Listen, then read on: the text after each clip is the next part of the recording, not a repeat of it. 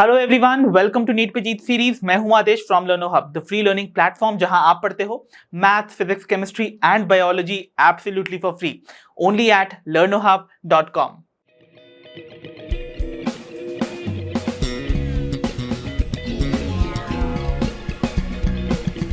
तो बच्चों, हमारे आज की क्लास हमारे chapter molecular basis of inheritance की PYQs का ही कंटिन्यूएशन सेशन है। सो यहाँ पर हम रिमेनिंग ईयर्स के जो PYQs हैं फ्रॉम दिस चैप्टर उनको कवर करेंगे और अच्छे से समझेंगे इनके सारे concepts. So without wasting much time, let's get started.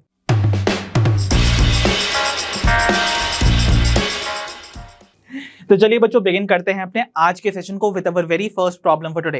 And this question was asked in NEET 2021 and ये सेम क्वेश्चन बच्चों एग्जैक्ट यही वर्ड्स के साथ इस साल के नीट एग्जामिनेशन में यानी कि नीट 2023 में भी पूछा गया था। आइए देखते हैं इस क्वेश्चन को कि ये क्वेश्चन हमसे क्या पूछ रहा है। The question says what is the role of RNA polymerase III in the process of transcription in eukaryotes. तो यूकैरियोट्स के अंदर होने वाली ट्रांसक्रिप्शन प्रोसेस में RNA polymerase III का क्या रोल होता है। आइए ऑप्शन देखते हैं। Option A says transcribes only SNRNAs। तो क्या RNA polymerase III eukaryotic transcription process में सिर्फ और सिर्फ स्मॉल न्यूक्लियर RNAs को यहाँ पर ट्रांसक्राइब करता है, या फिर वो ट्रांसक्राइब करता है according to option B the RNAs। कौन कौन से वाले RNAs को यहाँ पर वो ट्रांसक्राइब करेगा? 28S type, 18S type and 5.8S type, या फिर अकॉर्डिंग टू ऑप्शन सी वो ट्रांसक्राइब करता है tRNA को, या फिर 5S rRNA को और SNRNA को, और अकॉर्डिंग टू ऑप्शन डी क्या वो ट्रांसक्राइब करता है the precursor of mRNA which is nothing but the HNRNA which is heterogeneous nuclear RNA। तो याद है बच्चों, अब आपको पहचानना है कि इनमें से कौन सा वो रोल है जो कि RNA polymerase III परफॉर्म करता है।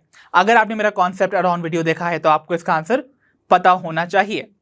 So the correct answer would be option C in this case. याद है सभी को, मैंने बोला था RNA polymerase III का इंपॉर्टेंट रोल आपको tRNA से एसोसिएटेड याद रखना है। मतलब RNA polymerase III tRNA synthesize करता है, ठीक है ना। अब देखो, tRNA के साथ साथ ये SNRNA को भी क्या करता है? ट्रांसक्राइब करता है, स्मॉल न्यूक्लियर RNA। तो यानी कि SNRNA अकेले को नहीं ये सिंथेसाइज करता है, इट ऑल्सो ट्रांसक्राइब्स tRNA और साथ ही साथ 5S rRNA को भी यहां पर ये सिंथेसाइज करता है। तो ये सारे फंक्शन हमने ऑलरेडी डील किए हुए हैं। तो ये जो फंक्शन है बच्चों, this is associated only with RNA polymerase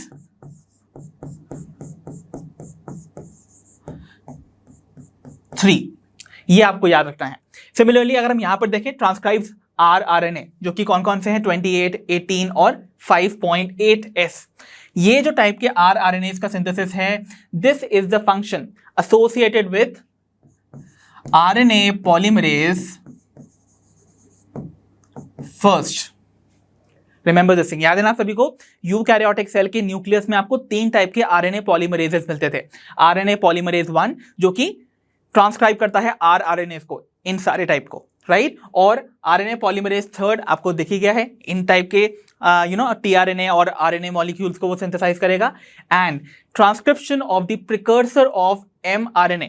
precursor of mRNA क्या होता था बच्चों? याद कीजिए, HNRNA which is nothing but heterogeneous nuclear RNA।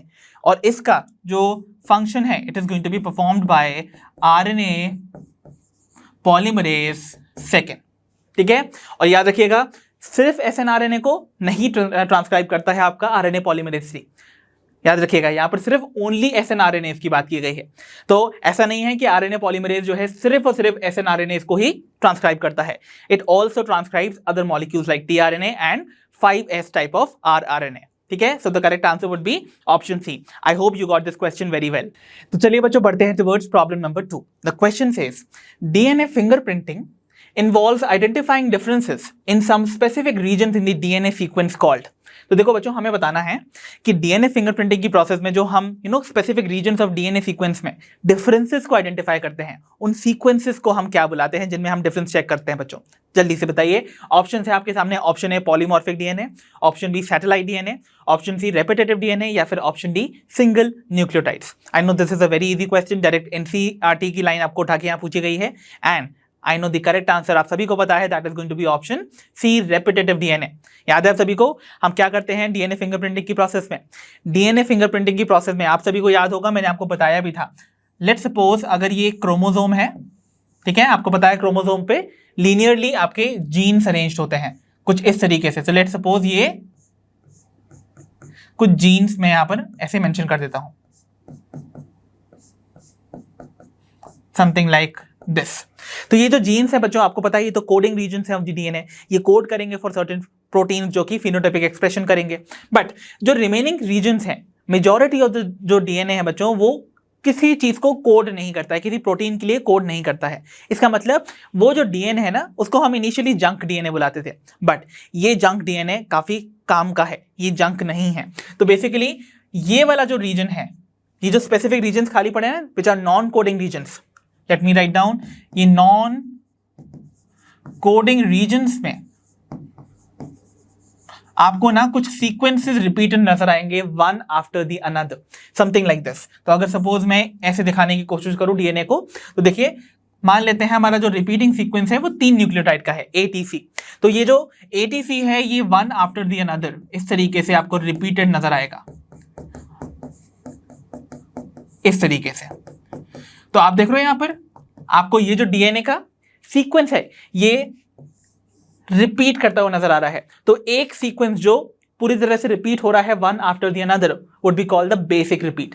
और यहां पर सिंस ये रिपीट जो है वन आफ्टर द अनदर है, इसीलिए इनको हम बुलाते हैं टैंडम रिपीट, क्योंकि टैंडम मतलब होता है one after the another, just one after the another, मतलब बीच में कोई भी स्पेस नहीं होना चाहिए बिटवीन द न्यूक्लियोटाइड्स, ठीक है। तो इस तरीके से आप देखोगे कि कुछ रिपीटेड जो सेगमेंट्स हैं या सीक्वेंस है ऑफ द डीएनए न्यूक्लियोटाइड्स, वो आपको हेल्प करते हैं in the DNA fingerprinting process, और इसीलिए रेपिटेटिव डीएनए जो है वो फॉर्म करता है the basis for DNA fingerprinting process. Hence the correct answer would be option C. तो चलिए बच्चों बढ़ते हैं towards problem number 3। The question says which of the following RNAs is not required for the synthesis of a protein. तो देखो बच्चों यहां पर एम्फसाइज करना है on the word not. Question बोल रहा है कि इनमें से कौन सा दिया हुआ आरएनए जो है वो प्रोटीन सिंथेसिस में पार्टिसिपेट नहीं करता है, उसका कोई रोल नहीं है, ठीक है। Okay, option A says siRNA, then we have option B mRNA, option C tRNA, या फिर ऑप्शन डी rRNA। तो देखो बच्चों ये सिंपल सा क्वेश्चन है और इसको बेसिक एलिमिनेशन मेथड से भी आप सिंपली सॉल्व कर सकते हो, और लॉजिकल है, अगर आपको पता ही है, लॉजिक्स पता है इसके पीछे की, तो आप डायरेक्टली इसका आंसर निकाल सकते हो। अब देखो आप सभी को पता है प्रोटीन सिंथेसिस की बात हो रही है, प्रोटीन सिंथेसिस के लिए जो कोडेड इंफॉर्मेशन होती है वो तो mRNA पे प्रेजेंट होती है, तो इसका मतलब mRNA तो रिक्वायर्ड होगा ना प्रोटीन सिंथेसिस के लिए, बट यहां बोला जा रहा है विच इज नॉट रिक्वायर्ड, तो रिक्वायर्ड तो है mRNA, मतलब mRNA जो है वो यहीं पर एलिमिनेट हो जाएगा। Clear? Okay, then we have is option C जहां पर tRNA की बात की जा रही है। अब देखो tRNA ट्रांसफर आरएनए क्या करता था, अडेप्टर मॉलिक्यूल की तरह एक्ट करता था ना, साइटोप्लाज्म में प्रेजेंट जो आपके अमाइनो एसिड्स हैं उनको ये कैरी करके लेकर जाता था to the site of protein synthesis. इसका मतलब tRNA भी पार्टिसिपेट करता है प्रोटीन सिंथेसिस में, मतलब ये भी एलिमिनेट। देन अगर हम देखें rRNA को, rRNA आप सभी को याद है राइबोसोमल आरएनए, नाम बता रहा है it is the constituent of the ribosomes, और राइबोसोम्स को हम बहुत कॉमनली बुलाते हैं as a protein factories, right. तो इसका मतलब प्रोटीन्स के सिंथेसिस में राइबोसोम्स का तो डेफिनेटली रोल होने वाला है ना बच्चों। तो मतलब क्या होने वाला है, आपके जो राइबोसोम्स हैं उनका कॉन्स्टिट्यूएंट rRNA नहीं होगा तो राइबोसोम्स यानी कि प्रोटीन फैक्ट्रीज नहीं बनेंगे, और अगर प्रोटीन फैक्ट्रीज नहीं होंगे तो प्रोटीन सिंथेसिस नहीं होगी, मतलब rRNA का भी रोल होता है इन द प्रोटीन सिंथेसिस, मतलब ये भी एलिमिनेट हो जाएगा। We are left with only option A which is siRNA, small interference RNA।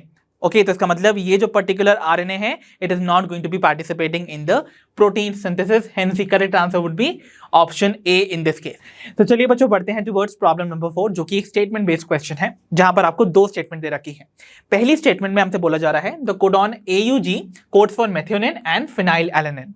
तो बच्चों हमसे बोला जा रहा है पहली स्टेटमेंट में कि कोडॉन AUG कोड करता है 2 अमाइनो एसिड्स के लिए, one is methionine and the other one is phenylalanine, right. और स्टेटमेंट सेकंड हमसे बोल रही है AAA और AAG, ये जो 2 कोडॉन्स हैं, both these codons code for the amino acid lysine. तो मतलब ये जो 2 कोडॉन्स हैं वो एक ही अमाइनो एसिड लाइसिन को कोड करते हैं, ठीक है, तो इन दो स्टेटमेंट्स को हमने रीड कर लिया। तो in the light of the above statement we have to choose the correct answer from these options given below. और आपको अगर ऑप्शन देखने को मिल रहा है तो आप देख सकते हो यहाँ पर आपको सिंपली आइडेंटिफाई करनी है करेक्ट और इनकरेक्ट स्टेटमेंट को। ठीक है, तो देखो सबसे पहले याद कीजिए जेनेटिक कोड को। मैंने आपको बताया था जो जेनेटिक कोड है वो ट्रिपलेट होता है इन नेचर, ट्रिपल कोडॉन आपको देखने को मिलता है, राइट। इतनी बात आपको याद होगी।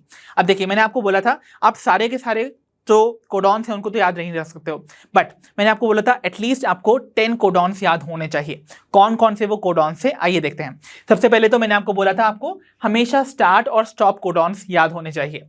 तो AUG जो ये कोडॉन है इसे हम स्टार्ट कोडॉन बुलाते हैं और ये सिंगल अमाइनो एसिड मेथियोनिन को ही कोड करता है। याद है आप सभी को मेथियोनिन। सो मेथियोनिन जो है वो सिर्फ एक ही अमाइनो एसिड जो AUG कोड करता है, बट यहां तो बोला जा रहा है AUG is coding for both methionine and phenylalanine. तो क्या ये करेक्ट हुआ? Come on, not at all, right. तो इसका मतलब क्या हुआ? This statement number 1 is going to be wrong. ठीक है, क्यों? क्योंकि फिनाइलएलेनिन को कोड करने वाला जो कोडॉन अगर आपको याद होगा तो मैंने आपको बोला था, देखिए मैंने आपको बोला था आपको पहली चीज तो स्टार्ट कोडॉन याद होने चाहिए। स्टॉप कोडॉन्स वो भी मैं मेंशन कर देता हूं कौन कौन से हैं वो। Come on, it is going to be UAA, then UAG and UGA। ये तीनों जो हैं they are going to be the stop codons. Clear? और फिर मैंने आपको बोला था जितने भी सेम अल्फाबेट्स वाले जो कंसिस्टिंग ऑफ सेम अल्फाबेट्स जो भी कोडॉन्स हैं उनके आपको अमाइनो एसिड याद रखने होंगे। कौन कौन से थे? देखिए सबसे पहले मैंने आपको बोला था UUU which codes for phenylalanine. ठीक है, then we had is come on CCC, right. तो CCC ये कोड करता है फॉर प्रोलीन। क्लियर? उसके बाद we had A and A। AAA code करता है बच्चों फॉर कम ऑन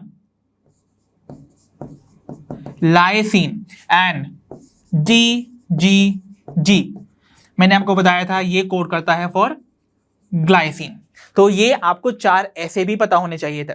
तो आपने देखा जो फिनाइलएलेनिन है वो UUU कोड करता था और एक और कोडॉन भी करता था, इट वाज UUC।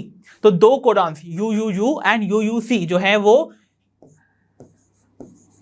कोड करते हैं फॉर फिनाइलएलेनिन। इसका मतलब ये वाला तो स्टेटमेंट परफेक्टली रॉन्ग हो गया, वो हमने आइडेंटिफाई कर लिया। ठीक है, ओके। तो देखो यहां पर आपको AAA मैंने बताया हुआ है वो कोड करता है फॉर लाइसिन, जैसे कि आपको दे रखा है यहां पर। सो AAA कोड कर रहा है फॉर लाइसिन। इनफैक्ट जो उसके नीचे वाला अगर आप कोडॉन आपको याद होगा तो AAG जो है ये भी कोड करता है फॉर लाइसिन। तो इसका मतलब AAA के साथ AAG भी कोड करता है लाइसिन के लिए। इसका मतलब ये स्टेटमेंट आपकी करेक्ट है। क्लियर? और कौन से दो कोडॉन से जो मैंने आपको बोले थे याद करने को? Come on tell me. सबसे पहले तो GAG याद है सभी को? ये मैंने क्यों बताया था? क्योंकि हमने सिकल सेल एनीमिया की कंडीशन पढ़ी थी जहां पर पॉइंट म्यूटेशन अकर कर रहा था। तो ये जो GAG है ये एक्चुअली में कोड करता था ग्लूटामिक एसिड के लिए, बट पॉइंट म्यूटेशन के चलते ये A रिप्लेस हो जाता है बाय U, तो ये बन जाता है GUG। तो इसका मतलब now it is going to code for valine. ठीक है, इसीलिए मैंने आपको बोले थे ये 10 कोडॉन्स आपको पता होने चाहिए। तो देखो आपको वो इंफॉर्मेशन काम भी आई। आपका जो सेकंड स्टेटमेंट है वो इस केस में करेक्ट माना जाएगा बच्चों। तो इसका मतलब पहली स्टेटमेंट रॉन्ग है, सेकंड वाली करेक्ट है। तो statement 1 is incorrect but statement second is going to be true. So the correct answer would be option A in this case. I hope that is clear. तो बच्चों आइए begin करते हैं with problem number 5 जो कि है from NEET 2022. The question says the process of translation of mRNA to proteins begins as soon as. तो भाई ट्रांसलेशन की जो प्रोसेस है जिसमें कि प्रोटीन सिंथेसाइज होता है फ्रॉम दी mRNA वो कब बिगिन करती है? ठीक है, आपको ऑप्शंस यहां पर दे रखे हैं, आइए देखते हैं ऑप्शंस क्या कह रहे हैं।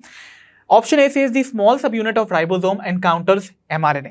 तो क्या आपकी जो ट्रांसलेशन की प्रोसेस है वो बिगिन कर जाती है एज सून एज जो स्मॉल सब यूनिट ऑफ राइबोसोम है वो जाके एनकाउंटर करता है या फिर एसोसिएट करता है विद दी mRNA। तो क्या तब स्टार्ट होती है ट्रांसलेशन की प्रोसेस, या फिर वो ट्रांसलेशन की प्रोसेस बिगिन करती है जब राइबोसोम का लार्जर सब यूनिट जाके एनकाउंटर करता है mRNA से, यानी कि उसके साथ बाइंड करता है, और या फिर ऑप्शन सी के according both the subunits join together to bind with the mRNA। कि मतलब यहां बोला जा रहा है कि राइबोसोम्स की जो दोनों सब यूनिट्स हैं, लार्जर एंड स्मॉलर सब यूनिट, जब वो पहले से एक साथ ज्वाइन कर जाती हैं और उसके बाद वो जाके बाइंड करने के लिए रेडी होती हैं विद दी mRNA, क्या तब जाके ट्रांसलेशन बिगिन करता है, या ऑप्शन डी के according the tRNA is activated and the larger सब unit of ribosome encounters the mRNA। तो मतलब अकॉर्डिंग टू ऑप्शन डी कि tRNA पहले एक्टिवेट होगा और उसके बाद जो लार्जर सब यूनिट है राइबोसोम का वो mRNA से जाके बाइंड करेगा, उसको एनकाउंटर करेगा।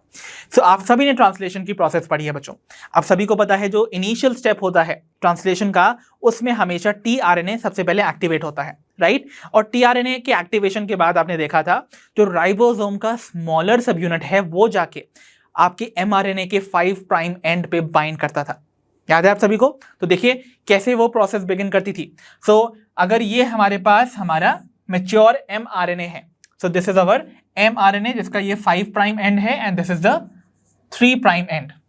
तो देखो इस 5 प्राइम एंड के पास आपको सबसे पहले एसोसिएशन नजर आएगा किसका, yes it was the smaller सब यूनिट ऑफ द राइबोसोम। और आपको पता है स्मॉलर सब यूनिट ऑफ राइबोसोम में आपको 2 साइड्स देखने को मिलती हैं, कौन कौन सी, इस तरीके से देखिए, वन इज द, इसको हम बुलाते थे द पी साइड, और ये थी हमारी A side. P is for peptidyl side जहां पर पेप्टाइड बॉन्ड बनता है, और A side is for the attachment, ठीक है। और देखिए यहां पर ये जो P साइड है उसमें एक्चुअली प्रेजेंट होता है द इनिशिएशन कोडॉन और द स्टार्ट कोडॉन, यानी कि यहां पर आपको कोडॉन देखने को जो मिलेगा that is going to be AUG, ठीक है। तो AUG यहां प्रेजेंट है, तो इसी AUG का जो कॉग्नेट tRNA है विद इट सीक्वेंस, वो बाद में जाके अपॉन बीइंग चार्ज, वो पहले चार्ज हो चुका होगा इन दी साइटोप्लाज्म, वो जाके यहां पर बाइंड करेगा। बट उससे पहले देखिए बिगिनिंग तभी होती है जब स्मॉलर सब यूनिट जाके mRNA के 5 प्राइम एंड पे बाइंड करता है। तो इसका मतलब यहां पर जो करेक्ट आंसर होगा वो आपका ऑप्शन ए होगा, ठीक है, जब आपका राइबोसोम का स्मॉलर सब यूनिट एनकाउंटर करता है mRNA को। And then you know very well क्या होता है नेक्स्ट स्टेप में, आपको पता है इस P साइड पे जो इनिशिएशन कोडॉन है वहां पर tRNA जो है वो अपना रिस्पेक्टिव अमाइनो एसिड को कैरी कर लेकर आता है। तो यहां पर आप देखोगे जो tRNA है वो कुछ इस तरीके से आएगा, ओके। और उसके बाद आपको पता है उसके पास उसका स्पेसिफिकली जो चार्ज्ड अमाइनो एसिड है वो उसके पास प्रेजेंट होगा, एंड देन वो इस पर्टिकुलर स्टार्ट कोडॉन का जो आपको कॉम्प्लीमेंट्री सीक्वेंस है वो बेयर करता हुआ नजर आएगा ओवर हियर। एंड देन उसके बाद फाइनली जब वो बाइंड हो जाता है तब जाके लार्जर सब यूनिट जाके ज्वाइन करता है। तो लार्जर सब यूनिट सबसे एंड में जाके आपको ज्वाइन करता हुआ नजर आएगा।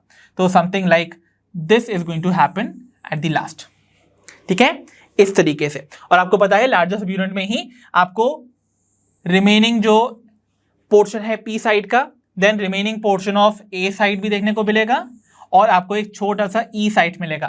This E site is the exit site, जहां से एग्जिट होता है आपके tRNAs का while the protein synthesis occurs, ठीक है। सो आई होप आप सभी को याद आ गया होगा ये एंटायर प्रोसेस।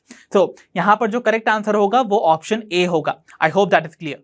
तो चलिए बच्चों पढ़ते हैं towards problem number 6। The question says DNA polymorphism forms the basis of.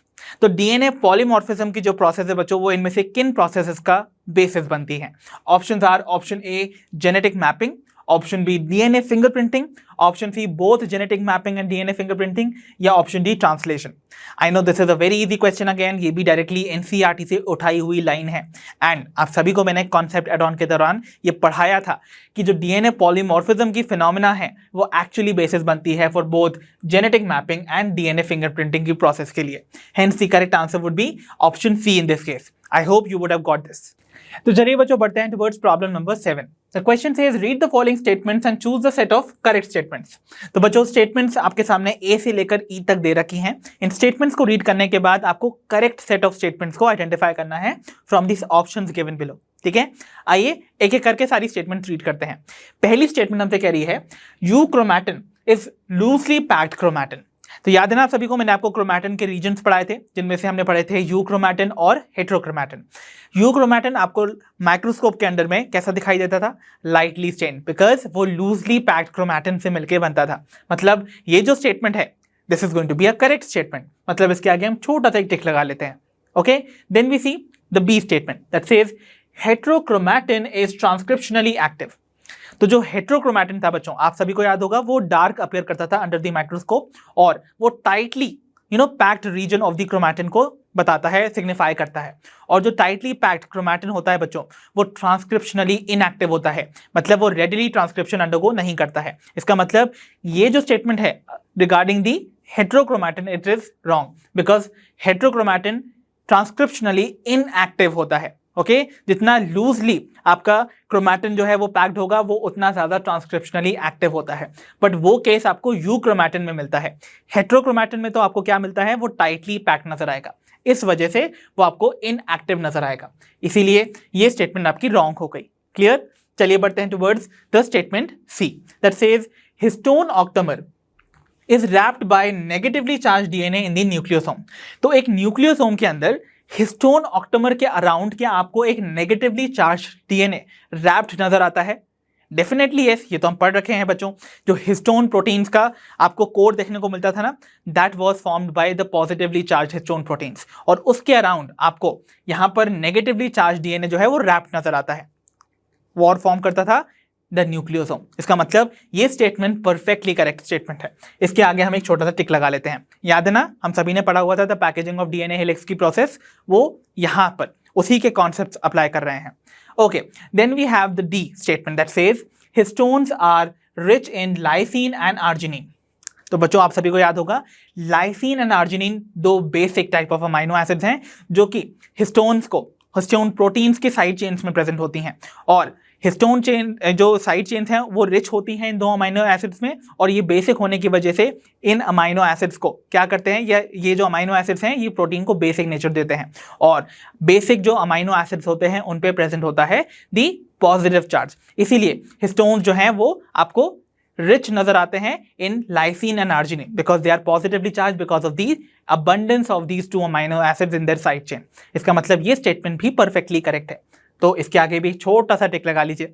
Then we have the E statement that says a typical nucleosome contains 40 base pair of the DNA helix.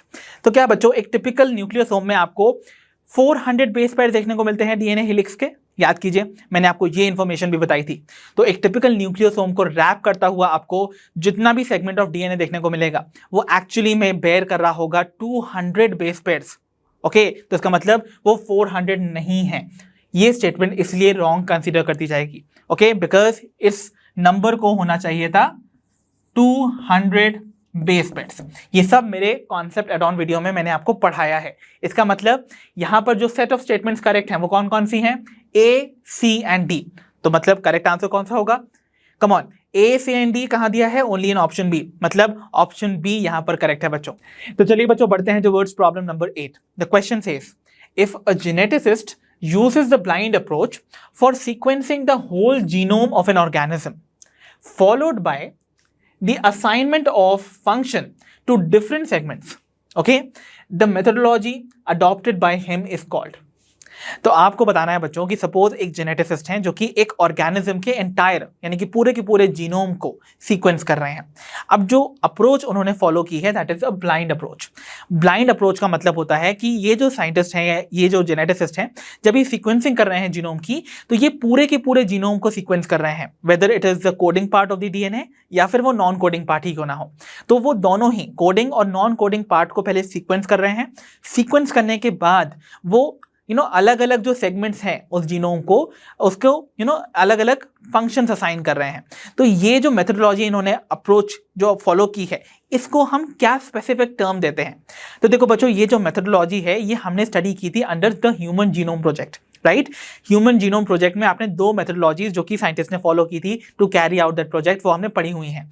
तो ये जो approach थी, it was one of those approach. इस approach को हम क्या नाम देते थे? तो ऑप्शन देखिए बच्चों, ऑप्शन है हमारे पास। Option A sequence annotation, option B gene mapping, option C expressed sequence tags, या फिर option D bioinformatics. So the correct answer in this case should be yes, it should be sequence annotation. तो sequence annotation वो process है, वो blind approach है जिसमें हम entire genome को पहले सीक्वेंस कर लेते हैं और उसके बाद अलग अलग जीनोम के जो सेगमेंट्स होते हैं उनको फंक्शंस असाइन करते हैं। Clear? So hence the correct answer would be option A, sequence annotation. I hope it is clear. तो चलिए बच्चों बढ़ते हैं towards problem number 9। The question says if the length of a DNA molecule is 1.1 meters, what will be the approximate number of base pairs present in it? तो मतलब आपको DNA की length दे रखी है 1.1 मीटर और आपको बताना है कि इस 1.1 मीटर लंबे डीएनए में लगभग कितने बेस पेयर्स प्रेजेंट होंगे। ऑप्शंस आपके सामने यहां दे रखे हैं, ठीक है। अब देखो, इस क्वेश्चन को सॉल्व करने के 2 अप्रोच हैं। एक तो बिल्कुल नॉर्मल अप्रोच जो आप फॉलो करोगे, which is going to be simply by putting the formula. आपको पता होना चाहिए ना, जो लेंथ ऑफ डीएनए है उसको हम कैसे कैलकुलेट करते थे? Come on, length of DNA को हम सिंपली कैलकुलेट करते थे bye multiplying the distance between 2 base pairs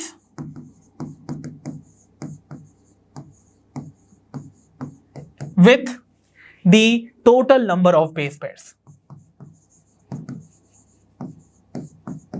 ठीक है, तो देखो आपको यहां पर लेंथ ऑफ द डीएनए दे रखी है और आपको यहां पर 2 बेस पेयर्स का जो डिस्टेंस है वो पता होना चाहिए। पता है आप सभी को कितना होता है? हमने डीएनए का डबल हेलिकल मॉडल पढ़ा था और हमें पता चला था कि 2 बेस पेयर्स के बीच में 0.34 नैनोमीटर्स का डिस्टेंस होता है, राइट। तो रिमेंबर दिस थिंग, हमको लेंथ दे रखी है डीएनए की 1.1 मीटर्स, ठीक है, और ये हमको मीटर्स में दे रखी है। डिस्टेंस बिटवीन 2 बेस पेयर्स हमको पता है, इट इज 0.34 नैनोमीटर्स। नैनोमीटर्स मतलब अगर हम इसको मीटर्स में कन्वर्ट करें, we'll multiply it with 10⁻⁻⁹ metres and then हमें total base pairs find out करने हैं। अब अगर हम टोटल बेस पेयर्स को सब्जेक्ट बनाएंगे तो देखिए क्या हो जाएगा, यहां पर 1.1 डिवाइड हो जाएगा विथ 0.34 इंटू 10⁻⁻⁹। तो यह हमें बताता है कितने number of total base pair होने वाले हैं। So if we solve this बच्चों, अब देखो इसको ना हम सेपरेट कर लेते हैं। आपको पता है ये 10⁻⁻⁹ नीचे है इन द डिनोमिनेटर, तो ये ऊपर जाएगा तो ये पॉजिटिव पावर में कन्वर्ट हो जाएगा। तो इसको ना हम डायरेक्टली ऐसे छोड़ देते हैं। तो हमारे पास बचा 1.1 डिवाइड बाय 0.34, सेपरेटली हम मल्टीप्लाई कर देते हैं इसको 10⁻⁹।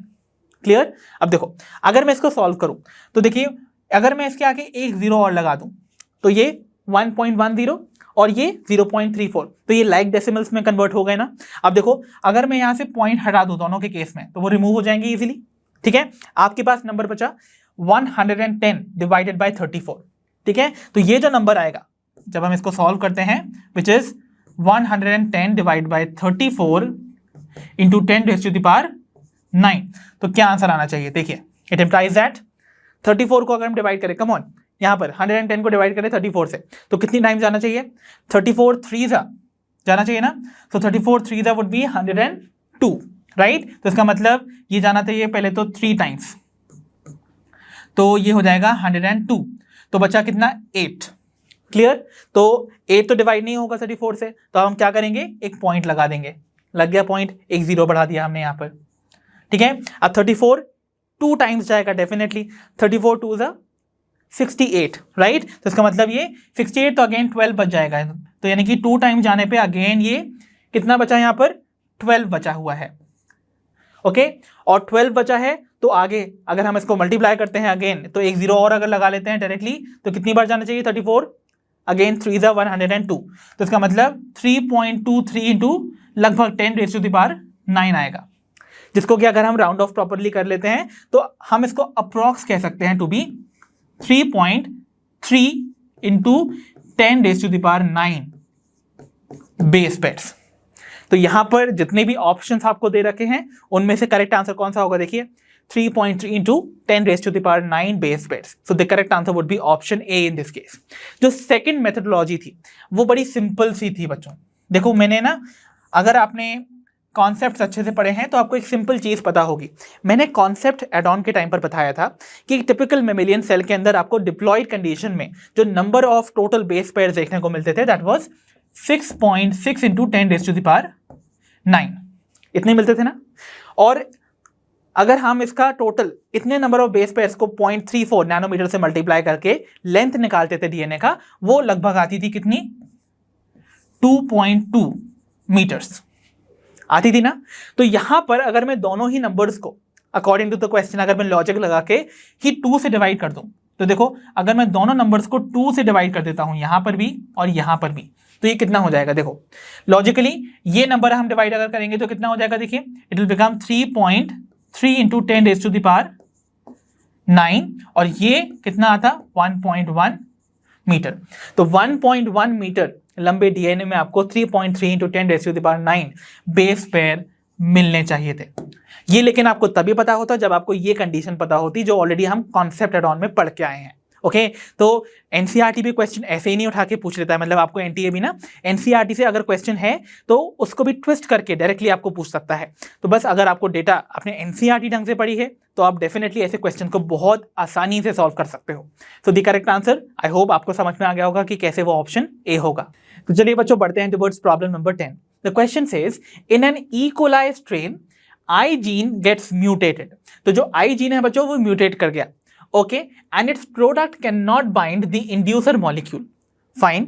If growth medium is provided with lactose, what will be the outcome?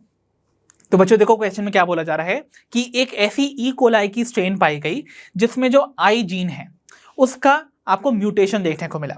तो म्यूटेशन होने के बाद जो आई जीन का प्रोडक्ट था वो इंड्यूसर मॉलिक्यूल से बाइंड नहीं कर पा रहा है, ठीक है। और इंड्यूसर मॉलिक्यूल अगर आपको पता होगा ई कोलाई का हमने लैक ऑपरेंट पढ़ा था ना, तो आपने देखा था लैक्टोज जो है it acts as the inducer molecule. तो इंड्यूसर मॉलिक्यूल यानी कि लैक्टोज से जो आई जीन का प्रोडक्ट था वो बाइंड नहीं कर पा रहा है ड्यू टू दिस म्यूटेशन। तो ऐसे में अगर हम मीडियम में लैक्टोज डाल दें तो क्या आपको आउटकम देखने को मिलेगा। ऑप्शन है हमारे पास, option A only G gene और the Z gene will get transcribed, option B Z, Y and A genes will be transcribed, option C Z, Y, A genes will not be translated, या फिर option D RNA polymerase will bind the promoter region। ठीक है, चलिए आके इस question को समझने की कोशिश करते हैं।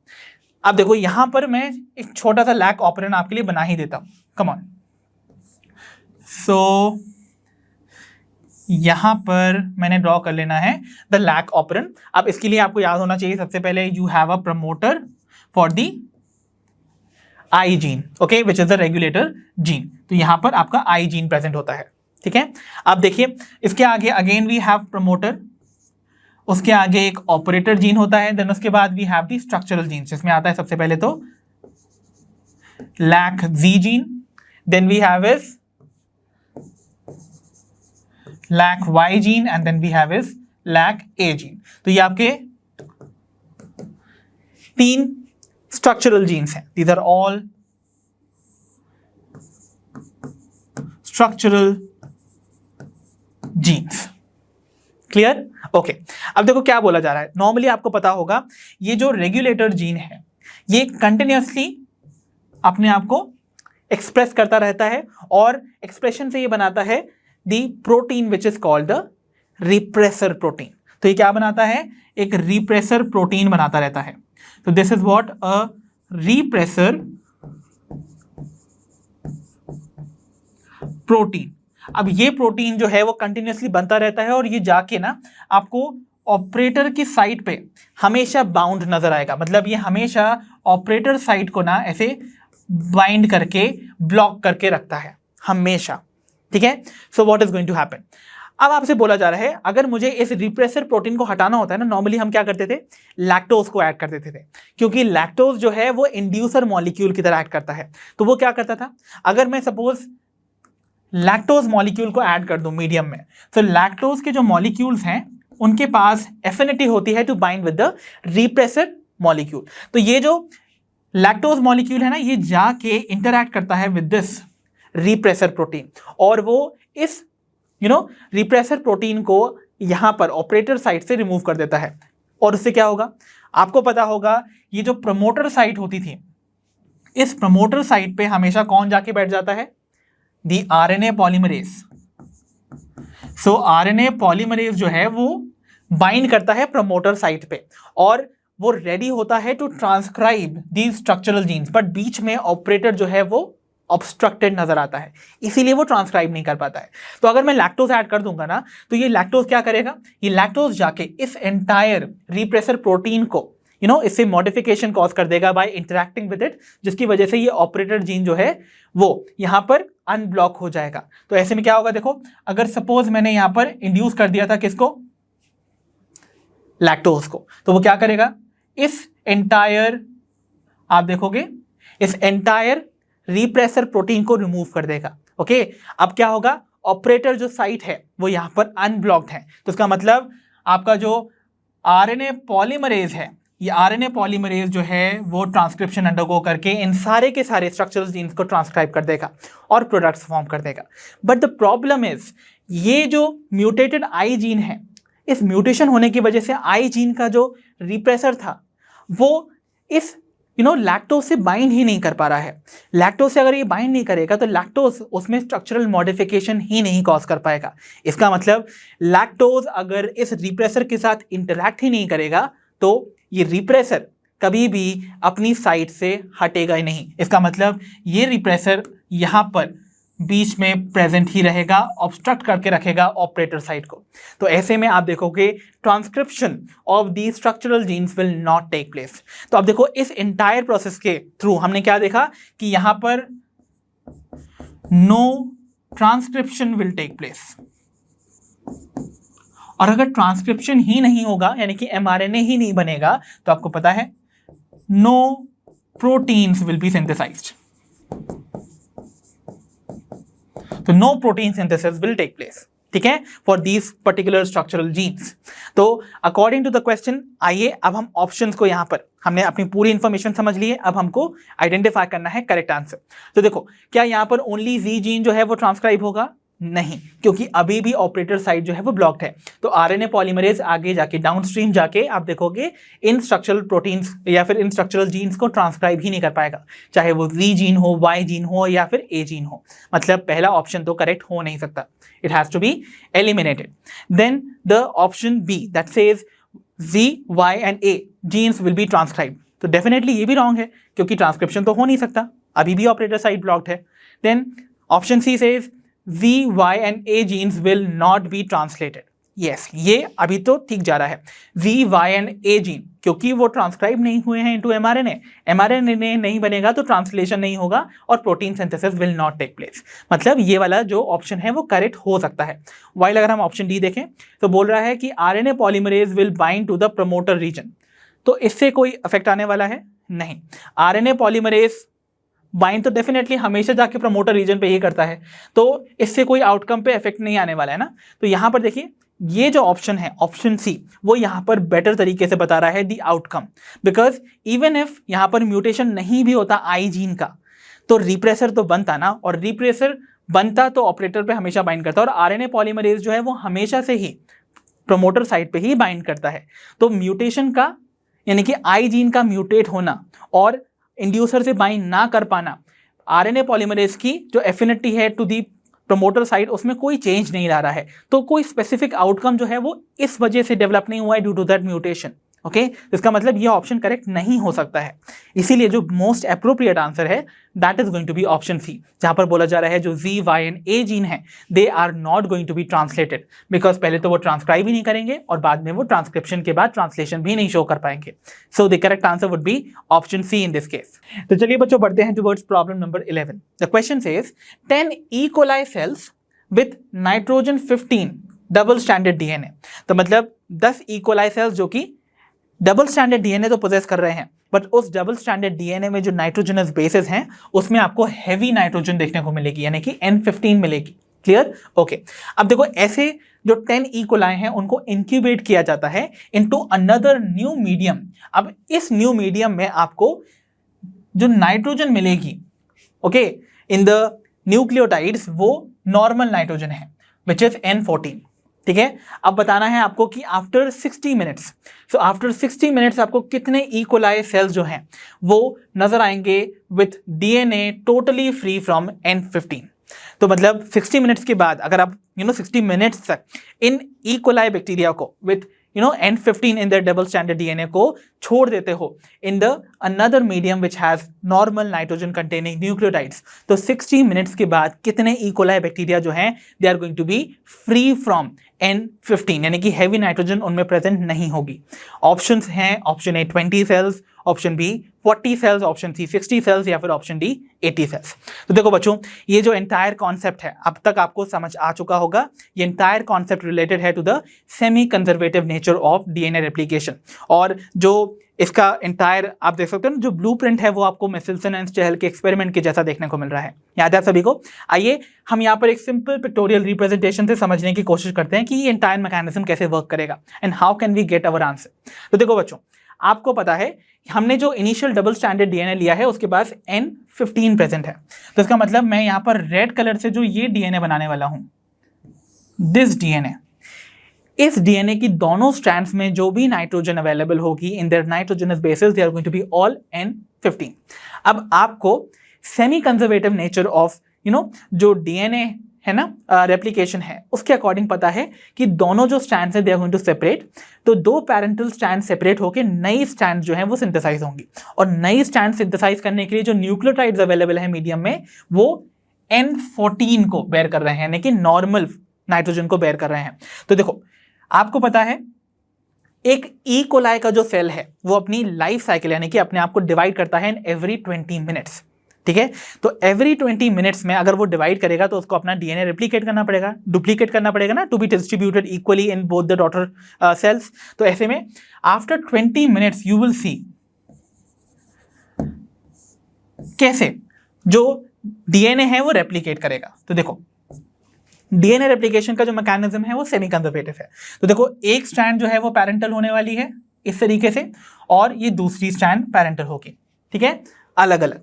और उसके बाद इन टेम्पलेट स्ट्रैंड्स पे जो नॉर्मल नाइट्रोजन कंटेनिंग न्यूक्लियोटाइड्स हैं वो जाके नई स्ट्रैंड को सिंथेसाइज करेंगे। तो जो न्यूली सिंथेसाइज स्ट्रैंड होगी उसको मैं ब्लैक कलर से रिप्रेजेंट कर रहा हूं, तो वो कुछ ऐसी नजर आएगी आपको। ठीक है, तो ये तो बात हो गई आफ्टर 20 मिनट्स। 20 मिनट्स में आप देखोगे 20 मिनट्स के बाद आपको यहाँ पर दोनों ही डीएनए जो फॉर्म नजर आए, यानी कि डॉटर डीएनए है जो, उन दोनों में ही आपको 1 स्ट्रैंड नाइट्रोजन 15 की देखने को मिल रही है। ओके, नाइट्रोजन 15 कंटेनिंग न्यूक्लियोटाइड्स की मिल रही है। मतलब अभी तो यहाँ पर कंडीशन वो नहीं है जो हमको चाहिए थी। बात हो रही है 60 मिनट्स बाद की, तो अभी तो स्टार्टिंग के 20 मिनट्स हुए हैं। अब हम इन दो जो डॉटर डीएनए हैं उनको भी फर्दर डिवाइड करने देते हैं। सो अपॉन फर्दर डिवीजन, तो आप जानते हो अगेन जब इनका डिवीजन होगा तो अगेन दो कंडीशंस होंगी कुछ इस तरीके से। तो this is going to be after another 20 minutes. तो इसका मतलब इन टोटल 40 मिनट्स के बाद 20 + 20। तो देखो अगेन यू विल सी जो सबसे पहले आपकी एक पैरेंटल स्ट्रैंड है वो हैवी नाइट्रोजन को बेयर कर रही होगी यहां से, और इस वाले डीएनए में भी एक जो आपकी पैरेंटल स्ट्रैंड है वो भी हैवी नाइट्रोजन को बेयर कर रही है, तो वो भी सेपरेट करेगी। क्लियर? और यहां पर जो न्यूली सिंथेसाइज्ड स्ट्रैंड होगी वो अपने मीडियम से N14 को लेकर आ रही है। तो देखो अभी देखो इनिशियली क्या होने वाला है, देखो एक पैरेंटल स्ट्रैंड ये वाली हो गई N15 वाली, और एक पैरेंटल स्ट्रैंड आपकी ये ब्लैक वाली हो गई, यानी कि नॉर्मल नाइट्रोजन वाली। सिमिलरली दूसरी पहली वाली जो नाइट्रोजन कंटेनिंग आपकी N15 कंटेनिंग जो स्ट्रैंड थी वो ये वाली है रेड वाली, और ये ब्लैक वाली पैरेंटल स्ट्रैंड है जो कि हमने यहां से ले ली। अब सिंथेसिस होगा दूसरी स्ट्रैंड का, तो ये तो पैरेंटल स्ट्रैंड्स हैं। अब आपको पता है सिंथेसिस के बाद अगेन आपको यहां पर सिंथेसिस नजर आएगा of the normal nitrogen containing strands का। तो इसका मतलब अगेन यू विल सी यहां पर इस तरीके से डॉटर सेल्स फॉर्म हुए, डॉटर डीएनए फॉर्म हुए आफ्टर 40 मिनट्स, जिनमें से दो जो हैं वो कंप्लीटली फ्री हैं from the N15 containing nucleotides. एक भी रेड स्ट्रैंड नहीं दिख रही है ना यहाँ पर आपको। क्लियर? ओके, वाइल दो के पास अभी भी है। अब नाउ आफ्टर अनदर 20 मिनट्स ये जितने भी आपके डीएनए हैं they will undergo again what, definitely replication. तो ऐसे में क्या होगा, देखो जब इनका डिवीजन होगा इस तरीके से, तो देखो क्या क्या कंडीशन मिलेंगी आपको। So this is going to be after another 20 minutes, मतलब 20 + 20 + 20 इन टोटल 60 मिनट्स के बाद जो फाइनल रिजल्ट आने वाला है ये हमारे लिए क्रूशियल होगा। तो देखिए पहले वाले हम डीएनए से देखते हैं, इसकी एक पैरेंटल स्ट्रैंड तो N15 को बेयर कर रही है, ओके, वाइल दूसरी जो है वो ब्लैक ही है, दैट मीन्स वो N14 बेयर कर रही है। क्लियर। सिमिलरली यहां पर इस वाला जो डीएनए है इसकी दोनों स्ट्रैंड्स आपकी कैसी नजर आएंगी, they are going to be all N14 containing. यहां पर देखोगे तो एक आपको नॉर्मल नजर आएगी और एक आपको यस N15 कंटेनिंग नजर आएगी। सिमिलरली जो लास्ट वाली है इसमें देखिए दोनों जो स्ट्रैंड्स होंगी they are going to be both N14 containing, normal वाली।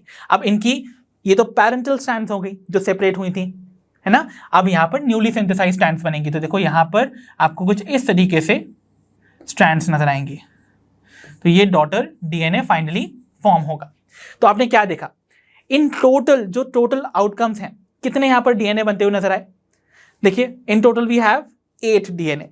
8 डीएनए में से कितने ऐसे डीएनए हैं जिनके पास एक भी N15 कंटेनिंग स्ट्रैंड नहीं है। N15 को हमने रेड से रिप्रेजेंट किया था।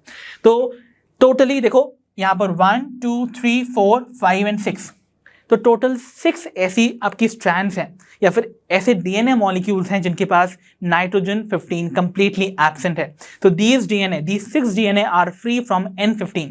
इसका मतलब क्या हुआ, आपको क्या देखने को मिला, एक ई कोलाई सेल में, we are talking about 1 E coli cell में आपको आफ्टर 60 मिनट 6 स्ट्रैंड्स देखने को मिली या फिर 6 डीएनए ऐसे मिले जिनके पास N15 नहीं अवेलेबल है। और ये 6 डीएनए डेफिनेटली 6 डिफरेंट सेल्स के अंदर होगा कि नहीं होगा। तो ये 6 डीएनए 6 डिफरेंट सेल्स के अंदर होंगे। तो अगर आप एक इकोलाई के बजाय 10 इकोलाई के साथ एक्सपेरिमेंट को बिगिन किए थे तो ये सारा सब कुछ 10 से मल्टीप्लाई हो जाएगा। तो इसका मतलब क्या हुआ, आपके पास अब अवेलेबल हैं 10 इकोलाई, ओके। ये 10 इकोलाई 60 मिनट्स के बाद यही सेम रिजल्ट प्रोड्यूस करेंगे 10 टाइम्स। तो इसका मतलब देखो एक इकोलाई के 6 डीएनए नाइट्रोजन 15 फ्री थे, तो इसका मतलब 10 इकोलाई के कितने होंगे, 6 × 10 which is going to be 60 DNA are going to be free from N15 और 60 DNA present होंगे definitely in 60 E. coli cells. So the correct answer according to our solution has been option C, that is 60 cells. So I hope अब आपको समझ में आ गया होगा कि ऐसा क्वेश्चन हमें कैसे सॉल्व करना है। So option आपका C इस केस में करेक्ट होगा। I hope you got that. तो आइए बच्चों बढ़ते हैं towards problem number 12। The question says in lac operon Z gene codes for. तो बच्चों आपको बताना है लैक ऑपेरॉन में जो Z जीन होता है वो किस पर्टिकुलर प्रोटीन को कोड करता है। ऑप्शन है, option A trans acetylase, option B beta galactosidase, option C permease या फिर ऑप्शन डी रिप्रेसर। तो the correct answer it's going to be very easy for you, I know, it is going to be option B beta galactosidase, जो कि क्या करता है, lactose का break down करता है into glucose and galactose. So lac Z gene का जो प्रोडक्ट है that is going to be beta galactosidase, hence option B is correct. तो चलिए बच्चों बढ़ते हैं towards problem number 13। The question says given below are 2 statements. तो बच्चों आपको यहाँ पर 2 स्टेटमेंट दे रखी हैं, स्टेटमेंट 1 एंड 2, जिनको आपको रीड करने के बाद स्टेटमेंट्स के करेक्टनेस को चेक करना है एंड फाइंड आउट करना है the correct answer from these option given below. तो चलिए बच्चों स्टेटमेंट 1 को पहले रीड करते हैं। Statement 1 says DNA polymerases catalyse polymerisation only in one direction, that is 5 prime to 3 prime. तो क्या ये पर्टिकुलर स्टेटमेंट करेक्ट है बच्चों? देखिए जिसमें बोला जा रहा है कि जो डीएनए पॉलीमरेज है वो डीएनए की पॉलीमराइजेशन को एक ही डायरेक्शन में कैरी आउट करता है, 5 प्राइम से 3 प्राइम डायरेक्शन में। आपको पता ही है, हमेशा याद रखिएगा, मैंने बोला भी था, अगर सपोज मैं यहां पर कुछ न्यूक्लियोटाइड्स बना रहा हूं इस तरीके से, तो आपको पता होना चाहिए इसके एक एंड पे आपको हमेशा फॉस्फेट ग्रुप फ्री नजर आता है। जो फॉस्फेट ग्रुप फ्री नजर आएगा उस एंड को हम 5 प्राइम एंड बुलाते हैं, और जिस एंड पे आपको OH ग्रुप फ्री नजर आता है उसको हम बुलाते हैं द 3' एंड। क्लियर? तो इसका मतलब क्या हुआ, ये वाला जो 3' एंड है इस पे जो हाइड्रोक्सिल ग्रुप है ना बच्चों, इसी पर जाके हमेशा एक इनकमिंग न्यू न्यूक्लियोटाइड जाके अटैच होता है। सो एवरी न्यू न्यूक्लियोटाइड जो है वो यहीं पर ऐड होगा।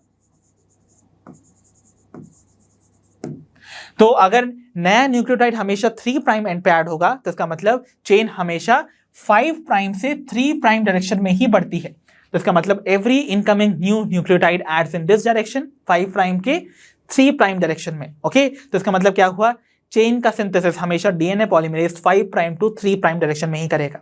क्लियर? इसीलिए पहली स्टेटमेंट आपकी परफेक्टली करेक्ट है। Clear? Okay, then we see statement second that says during replication of DNA on one strand the replication is continuous while on the other strand it is discontinuous। तो DNA की replication के दौरान हमसे बोला जा रहा है कि एक स्ट्रैंड जो डीएनए की है which acts as the template strand, उसमें डीएनए का जो सिंथेसिस है यानी कि कॉम्प्लीमेंट्री डीएनए का सिंथेसिस जो है वो कंटिन्यूअस होता है और एक में डिसकंटिन्यूअस। और ये स्टेटमेंट भी परफेक्टली करेक्ट है। हमने पढ़ा है ना बच्चों, जिस पर्टिकुलर स्ट्रैंड का सिंथेसिस कंटिन्यूअसली होता है उसे हम बुलाते हैं द लीडिंग स्ट्रैंड। बुलाते थे ना, तो इसको हम बुलाएंगे द लीडिंग स्ट्रैंड। और जिस जगह पर यानी कि जिस स्ट्रैंड ऑफ डीएनए का सिंथेसिस डिसकंटिन्यूअस होता है उसे हम क्या बुलाते थे? यस, उसे हम बुलाते थे द लैगिंग स्ट्रैंड। तो यानी कि ये जो स्टेटमेंट दे रखी है आपको, ये भी परफेक्टली करेक्ट है। दोनों स्टेटमेंट्स आपकी परफेक्टली करेक्ट है। तो करेक्ट आंसर क्या होना चाहिए? देखिए, the one which tells us कि यहाँ पर both statement 1 and 2 are correct. So both statement 1 and 2 are correct in option B, hence option B would be the correct answer. तो चलिए बच्चों बढ़ते हैं towards problem number 14. The question says against the codon 5' to 3' जिसको हम read कर रहे हैं as UAC, what would be the sequence of anticodon on the tRNA?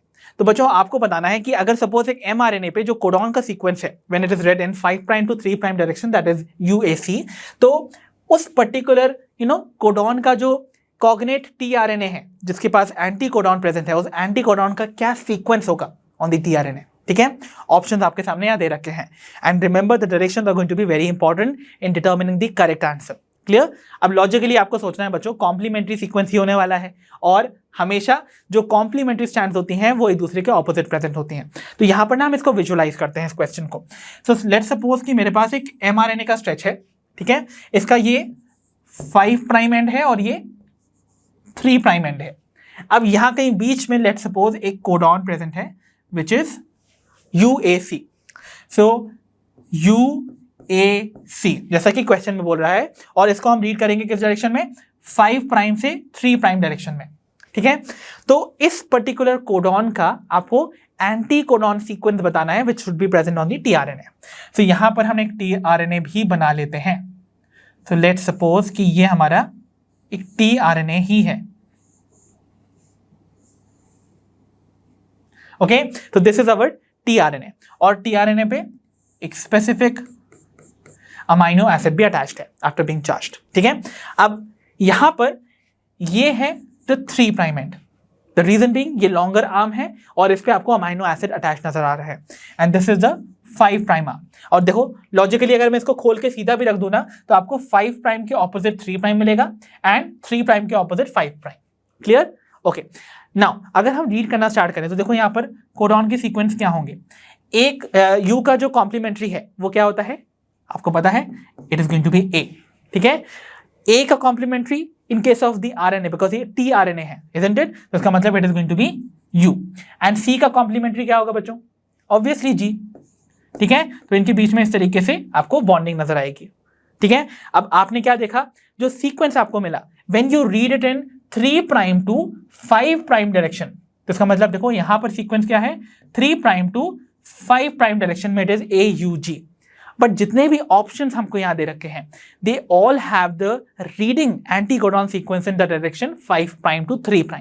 तो 5' टू 3' अगर हम इसको रीड करें इस डायरेक्शन से इस डायरेक्शन में, सो यहां पर हमारा जो रीडिंग सीक्वेंस होगा वो इस डायरेक्शन में होने वाला है। तो देखो क्या होने वाला है, GUA। तो इसका मतलब हमारा करेक्ट आंसर वो होगा जहां पर 5' टू 3' डायरेक्शन में रीड करने पे आपका जो सीक्वेंस आ रहा है that is GUA and it is option A itself. अगर आप ऑप्शन ए को देखोगे तो 5 prime to 3 prime direction read करने पे it is coming GUA. So the correct answer would be option A. तो आइए बच्चों बढ़ते हैं towards problem number 15. The question says, if adenine and cytosine makes 30% and 20% of the DNA respectively, what will be the percentage composition of thymine and guanine? तो बच्चों अगर DNA molecule के अंदर adenine and cytosine respectively 30% and 20% DNA का composition जो है वो form कर रहे हैं, मतलब adenine makes 30% of the total DNA and cytosine makes 20%.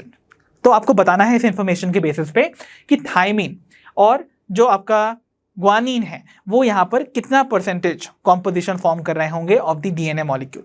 Clear?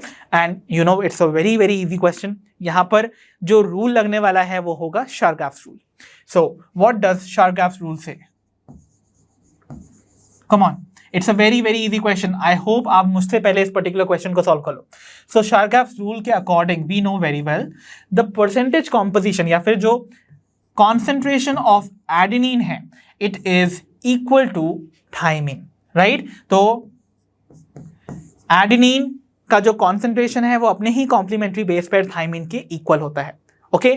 And जो साइटोसिन है उसका कॉम्पोजिशन हमेशा अपने कॉम्प्लीमेंट्री बेस ग्वानिन के इक्वल होता है. क्लियर? तो देखो अगर एडेनिन का कॉन्सेंट्रेशन 30% था, सो इफ एडेनिन वाज 30% तो इसका मतलब थाइमिन भी 30% ही होगा. होगा कि नहीं होगा? एंड अगर cytosine according to question 20% of DNA form कर रहा था तो ग्वानिन भी 20% ऑफ डीएनए ही फॉर्म करेगा. Is that okay? तो इसका मतलब क्या हुआ बच्चों, हमारा करेक्ट आंसर कौन सा होगा? देखो जहां पर हमको पहले थाइमिन पूछा गया है तो थाइमिन कितना कॉज करना चाहिए? 30%.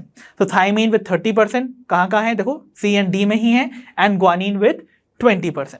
तो guanine with 20% only option C में है. हेंस करेक्ट आंसर क्या होगा हमारा? Option C. I hope that is clear. तो आइए बच्चों बढ़ते हैं towards problem number 16. And this question was asked in NEET 2022 और साथ ही साथ अगेन इस साल NEET 2023 में ये सेम क्वेश्चन ऐसा का ऐसा ही पूछा गया. आइए देखते हैं इस क्वेश्चन में हमसे क्या बोला जा रहा है. It says match list 1 with list 2. Again यहाँ पर match the following type question है जहां पर आपको 2 कॉलम्स दे रखे हैं, इनके आइटम्स को आपको करेक्टली मैच करना है एंड देन फाइंड करना है करेक्ट आंसर. क्लियर? लिस्ट 1 में जो पहला आइटम है that says in lac operon I gene codes for. अब बच्चों यहाँ पर आपको बेसिकली अगर आप ध्यान से देखोगे ना, लैक ऑपरेंट के ही डिफरेंट जीन्स के जीन प्रोडक्ट्स को आपको यहाँ पर मैच करना है and it's a super easy question. I gene आपको पता है it codes for the repressor protein, पता है ना? तो ये रिप्रेसर प्रोटीन से कोड करेगा तो इसका मतलब आपका जो ए है वो 4 से मैच कर रहा है ऑफ द लिस्ट 2. तो ए 4 से कहाँ मैच कर रहा है? Only option C and D. इसका मतलब option A and B eliminated. Clear? Then we have in lac operon Z gene codes for what? It codes for beta galactosidase. इसका मतलब यहाँ पर ये 3rd से मैच कर रहा है. तो आइए देखते हैं सी एंड डी ऑप्शन में से 3rd से कहाँ मैच कर रहा है? बी ऑप्शन यहाँ पर. इसका मतलब ऑप्शन डी भी एलिमिनेट हो गया and correct answer would be option C itself. Okay, but यहाँ पर हम और भी वेरिफिकेशन कर लेते हैं. फिर लैक ऑपरेंट में आपको बताना है वाई जीन जो है वो इनमें से किस प्रोडक्ट को कोड करता है या फिर उसके प्रोडक्शन को कॉज करता है. So Y gene causes the production of permease. याद है ना, जो कि परमिएबिलिटी बढ़ा देता था for the lactose consumption of the bacterial cell. तो इसका मतलब Y gene is going to match with 2nd. तो इसका मतलब यहाँ पर सी जो है वो 2nd से मैच हो रहा है. एंड ए जीन जो लास्ट वाला स्ट्रक्चरल जीन था it use to code for trans acetylase. तो यहाँ पर डी जो है वो 1st से मैच हो रहा है, बिल्कुल हो रहा है. इसीलिए ऑप्शन सी यहाँ पर करेक्ट होगा. So I hope this easy question was very clear to all of you. तो चलिए बच्चों बढ़ते हैं towards problem number 17 and the question says unequivocal proof that DNA is a genetic material was first proposed by. तो सबसे पहली बार इस particular proof को किसने आपको प्रोवाइड किया था कि डीएनए ही जेनेटिक मटेरियल है? तो चलिए ऑप्शन देख लेते हैं. Option A Alfred Hershey and Martha Chase, option B Avery MacLeod and McCarty, option C Wilkins and Franklin या option D Frederick Griffith. And the correct answer should be option A itself, that is Alfred Hershey and Martha Chase. याद है आप सभी को Hershey and chase का वो classical experiment of 1952 जिसपे उन्होंने एक्चुअली में वर्क किया था on the T2 bacteriophage transduction experiment. Okay, and उन्होंने फाइनली ये प्रूव किया था that it was DNA which is the genetic material and not the protein, right? So the correct answer should be option A itself. तो चलिए बच्चों बढ़ते हैं towards problem number 18. The question is again statement based. यहाँ पर आपको 2 statement दे रखी हैं जिनको रीड करने के बाद आपको बताना है कौन सी स्टेटमेंट करेक्ट है और कौन सी रॉन्ग। तो चलिए, स्टेटमेंट 1 में बोला जा रहा है in prokaryotes the positively charged DNA is held with some negatively charged proteins in a region called the nucleoid. So statement 1 में जो बोला जा रहा है वो हमसे बोला जा रहा है कि भाई प्रोकैरियोट्स के केस में आपको डीएनए जो कि पॉजिटिवली चार्ज्ड है वो रैप्ड अराउंड नजर आता है और या फिर एसोसिएटेड नजर आता है with some negatively charged proteins in a region called the nucleoid. तो न्यूक्लियोइड नाम के एक रीजन में आपको positively charged DNA negatively charged proteins के साथ एसोसिएटेड नजर आता है। तो क्या ये स्टेटमेंट करेक्ट है बच्चों? नहीं ना। You know very very well कि डीएनए कभी भी आपको पॉजिटिवली चार्ज नजर नहीं आएगा। द रीजन बीइंग डीएनए के पास फॉस्फेट ग्रुप है और phosphate is a negative radical, मतलब वो नेगेटिवली चार्ज पार्टिकल है। अगर वो नेगेटिवली चार्ज है इसका मतलब डेफिनेटली डीएनए पे भी चार्ज नेगेटिव होने वाला है। क्लियर? तो DNA is always negatively charge और जिन प्रोटीन्स के अराउंड वो रैप करता है they are going to be positively charge and definitely ये जो डीएनए है और इनका जो एसोसिएशन है with the positively charge protein वो एक डीएनए स्पेसिफिक रीजन में होता है of the cytoplasm of the prokaryote, जैसे हम न्यूक्लियोइड बुलाते हैं। बट सिंस यहाँ पर चार्जेस इनकरेक्ट थे इसीलिए ये स्टेटमेंट रॉन्ग कंसिडर की जाएगी। क्लियर? स्टेटमेंट 2 की बात करते हैं बच्चों। इसमें बोला जा रहा है in eukaryotes the negatively charge DNA is wrapped around the positively charge histone octamer to form the nucleosome. Perfectly correct. ये स्टेटमेंट बिल्कुल करेक्ट है बच्चों, जहां बताया जा रहा है कि यूकैरियोट्स के केस में the negatively charge DNA wrap करता है around the core of histone octamer, यानी कि 8 हिस्टोन मॉलिक्यूल्स के अराउंड वो रैप करता हुआ नजर आएगा और वो जो हिस्टोन होंगे they are going to be all positively charged और they form together the nucleosome. इसका मतलब यहां पर ये जो स्टेटमेंट है this is going to be a correct statement. तो यहां पर स्टेटमेंट 1 जो है वो इनकरेक्ट है, 2 करेक्ट है। मतलब क्या हुआ? आपको वो ऑप्शन देखना है जहां बोला जा रहा है statement 1 is incorrect and the second 1 is correct. तो देखो यहां पर करेक्ट कौन सा होगा भाई? देखिए option C, statement 1 is incorrect but statement 2 is true. इसका मतलब करेक्ट आंसर हमारा ऑप्शन सी होगा। तो चलिए बच्चों बढ़ते हैं towards problem number 19। The question says which one of the following is the sequence on the corresponding coding strand if the sequence of mRNA formed is as follows। तो बच्चों आपको यहां पर ना एक mRNA का सीक्वेंस दे रखा है जो कि 5 प्राइम टू 3 प्राइम डायरेक्शन में है। क्लियर? और आपको बताना है कि इस सीक्वेंस के according you have to tell कि डीएनए की कोडिंग स्ट्रैंड का क्या सीक्वेंस होना चाहिए। एंड आई होप आपको बेसिक ट्रांसक्रिप्शन की प्रोसेस याद होगी और उसमें इन्वॉल्व डीएनए के जो स्ट्रैंड है वो याद होनी चाहिए। तो ये तो mRNA का सीक्वेंस है बच्चों। अब लॉजिकली सोचना है, आपको याद रखना है ट्रांसक्रिप्शन के दौरान डीएनए की जो 2 स्ट्रैंड्स होती है ना उनमें से केवल एक स्ट्रैंड ही mRNA के सिंथेसिस में as a template strand act करती है और डीएनए की जो स्ट्रैंड एक्ट करती है एज अ टेम्पलेट स्ट्रैंड वो होती है of the direction 3 prime to 5 prime. तो 3 प्राइम टू 5 प्राइम डायरेक्शन वाली जो डीएनए की स्ट्रैंड है this acts as a template strand. मतलब जो mRNA सिंथेसाइज होगा by the activity of RNA polymerase वो इस स्ट्रैंड की कॉम्प्लीमेंट्री होगा। ओके? और एक चीज सोचो, ये वाली स्ट्रैंड को हम क्या बुलाते होंगे जिसका की डायरेक्शन कैसा होगा? 5 prime to 3 prime. Remember I am talking about the DNA, ये डीएनए की स्ट्रैंड्स हैं दोनों, डीएनए डबल स्टैंडर्ड होता है ना। सो ये 5 प्राइम टू 3 प्राइम डायरेक्शन वाली जो डीएनए की स्ट्रैंड है इसको एक्चुअली ना हम कोडिंग स्ट्रैंड बुलाते हैं। अब लॉजिक से सोचना है, template strand 3 prime to 5 prime direction की है, जो कोडिंग स्ट्रैंड है वो तो इसकी कॉम्प्लीमेंट्री है और जो mRNA सिंथेसाइज होगा वो भी तो आपके टेम्पलेट स्ट्रैंड का ही कॉम्प्लीमेंट्री होगा कि नहीं होगा? तो इसका मतलब जो mRNA बनता है ये हमारा mRNA में बना रहा हूं वो भी 5 प्राइम टू 3 प्राइम डायरेक्शन में होगा, ठीक है, और वो भी कॉम्प्लीमेंट्री होगा टू दिस टेम्पलेट स्ट्रैंड और ये जो कोडिंग स्ट्रैंड है ये भी कॉम्प्लीमेंट्री है टू द टेम्पलेट स्ट्रैंड। मतलब क्या हुआ? क्या दोनों का सीक्वेंस सेम नहीं होने वाला है? मतलब कोडिंग स्ट्रैंड और mRNA की जो स्ट्रैंड है दोनों का सीक्वेंस सेम होता है, बस फर्क किसका होगा? सोचो, ये डीएनए है और ये आरएनए है, तो डिफरेंस होगा बस एक नाइट्रोजनस बेस में and that is going to be thymine की जगह पर इस mRNA में यूरोसिल प्रेजेंट होगा। क्लियर? तो mRNA और कोडिंग स्ट्रैंड का जो सीक्वेंस है they are going to be same but the difference arises only in one base. That is thymine and uracil. तो आपको यहां पर क्या दे रखा है, mRNA का सीक्वेंस। तो mRNA के सीक्वेंस में थायमीन की जगह पर क्या प्रेजेंट है, यूरासिल। तो आपको जितने भी ये यूरासिल्स है ना, इन यूरासिल को रिप्लेस कर देना है by simply thymine in the same direction.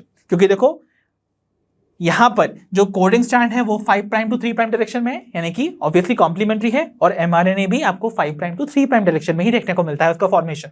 Okay, तो दोनों का यहां पर डायरेक्शन सेम रहने वाला है, 5 prime to 3 prime. Only you have to replace u by the t। तो देखो कहां पर हो रहा है ये कंडीशन, देखो ऑप्शन है हमारे पास। यहां पर ऑप्शन में देखो यहां तो पहला ही बेस बदल दिया इन्होंने, तो ऑप्शन ए और डी तो हो नहीं सकता। बस यहां पर हमें चेक करना है, देखिए जितनी भी जगह पर u प्रेजेंट था सेकंड जगह पर, है ना, इस तरीके से देखिए जितनी भी जगह पर u था वो t से रिप्लेस हो चुका है। आप चेक खुद भी कर सकते हो, इवन यहां भी चेक कीजिए, यहां पर भी आपको वही जगहों पर t देखने को मिल जाएगा।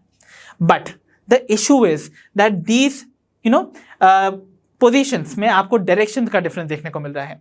यहां पर रीडिंग करने पे 5 प्राइम टू 3 प्राइम है और यहां पर 3 प्राइम टू 5 प्राइम है। So the correct one should be as that of the of the mRNA के 5 प्राइम टू 3 प्राइम डायरेक्शन का रीडिंग सीक्वेंस ही हम रीड कर रहे थे, but just replacing the uracil by thymine. तो इसीलिए आपको यहां पर कोडिंग स्ट्रैंड का जो सीक्वेंस मिलेगा वो ये वाला करेक्ट होगा, which is in the same direction as that of the mRNA and uracil being replaced by thymine. Hence option B is correct.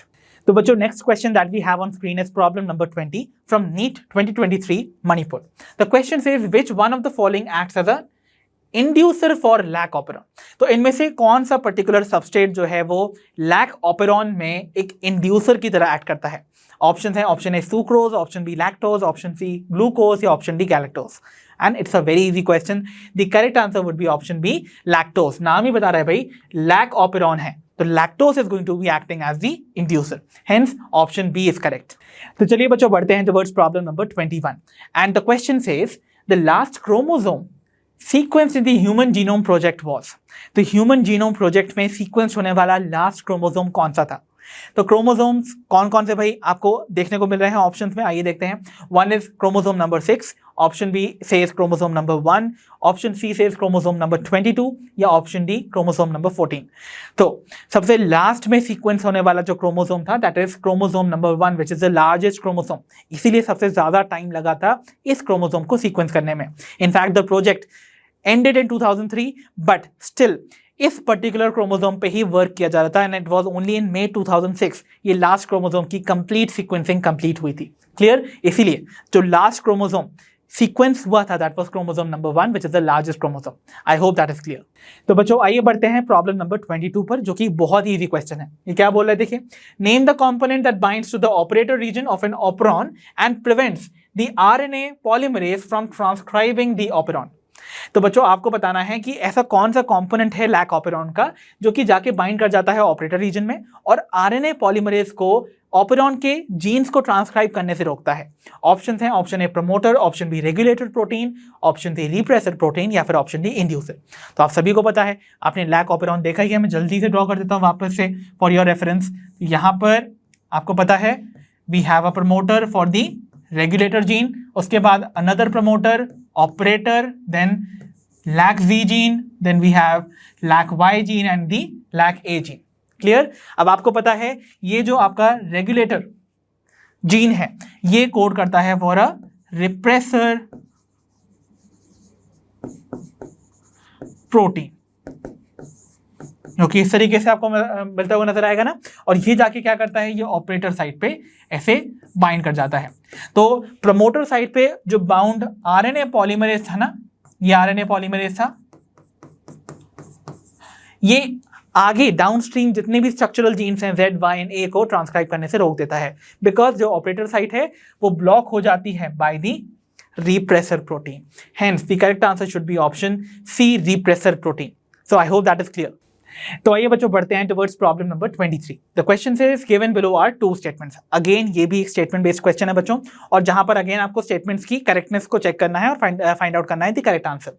चलिए स्टेटमेंट 1 को रीड करते हैं। Statement 1 says the process of copying genetic information from one strand of the DNA into mRNA is termed as transcription. तो बच्चों the process जिसमें कि जो भी जेनेटिक इंफॉर्मेशन डीएनए के एक स्ट्रैंड में छुपी होती है उसका इस्तेमाल करके एक mRNA बनाने की प्रोसेस को क्या हम ट्रांसक्रिप्शन बुलाते हैं? ये स्टेटमेंट करेक्ट है?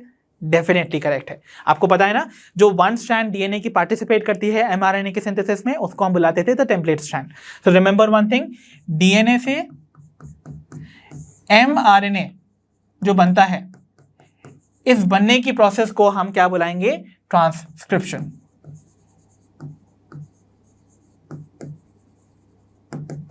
ठीक है, इसीलिए ये स्टेटमेंट परफेक्टली करेक्ट है। So this is the correct statement. Statement second की बात करते हैं। Statement second says a transcription unit in the DNA is defined primarily by three regions in the DNA segment, that is a promoter, the structural gene and the terminator. Definitely perfectly correct statement है ये वाली भी। देखो, आपको बोला जा रहा है कि एक डीएनए, एंटायर डीएनए का जो स्ट्रेच है उसमें से एक छोटा सा सेगमेंट जो ट्रांसक्रिप्शन अंडरगो करेगा उसे हम ट्रांसक्रिप्शन यूनिट बुलाते हैं। और वो जो ट्रांसक्रिप्शन यूनिट है वो तीन रीजन से डिफाइंड होती हैं। एक रीजन जहां से बिगिनिंग होती है आपके ट्रांसक्रिप्शन प्रोसेस की, जैसे हम प्रमोटर बुलाते हैं। दूसरा रीजन जो कि एक्चुअली में ट्रांसक्राइब होता है, जहां पर एक्चुअली डीएनए के जो जीन्स हैं वो ट्रांसक्राइब कर दिए जाते हैं इनटू एमआरएनए, वो स्ट्रक्चरल जीन कहलाता है।